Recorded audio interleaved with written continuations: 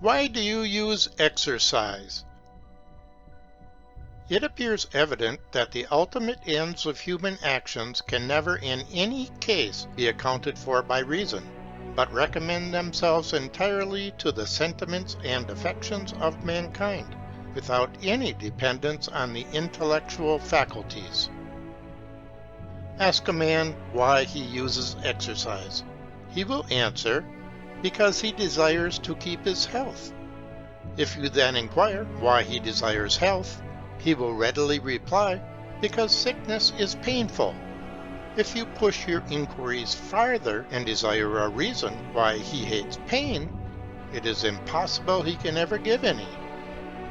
This is an ultimate end, and is never referred to any other object.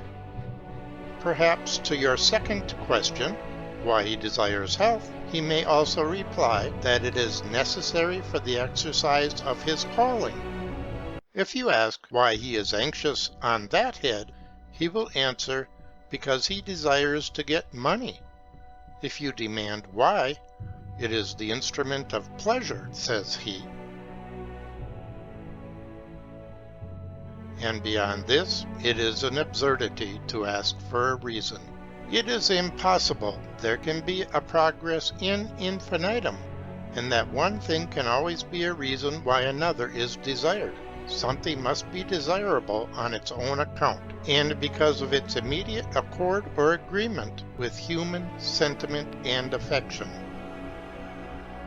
Now, as virtue is an end, and is desirable on its own account, without fee or reward, merely for the immediate satisfaction which it conveys, it is requisite that there should be some sentiment which it touches, some internal taste or feeling, or whatever you please to call it, which distinguishes moral good and evil, and which embraces the one and rejects the other. Thus the distinct boundaries and offices of reason and of taste are easily ascertained. The former conveys the knowledge of truth and falsehood, the latter gives the sentiment of beauty and deformity, vice and virtue. The one discovers objects as they really stand in nature without addition or diminution.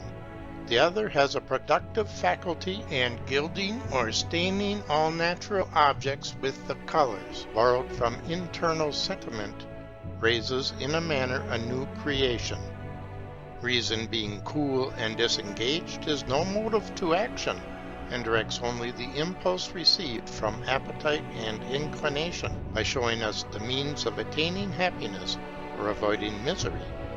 Taste, as it gives pleasure or pain, and thereby constitutes happiness or misery, becomes a motive to action, and is the first spring or impulse to desire and volition. From circumstances and relations, known or supposed, the former leads us to the discovery of the concealed and unknown. After all circumstances and relations are laid before us, the latter makes us feel from the whole a new sentiment of blame or approbation. The standard of the one, being founded on the nature of things, is eternal and inflexible, even by the will of the Supreme Being. The standard of the other, rising from the internal frame and constitution of animals, is ultimately derived from that supreme will, which bestowed on each being its peculiar nature and arranged the several classes and orders of existence.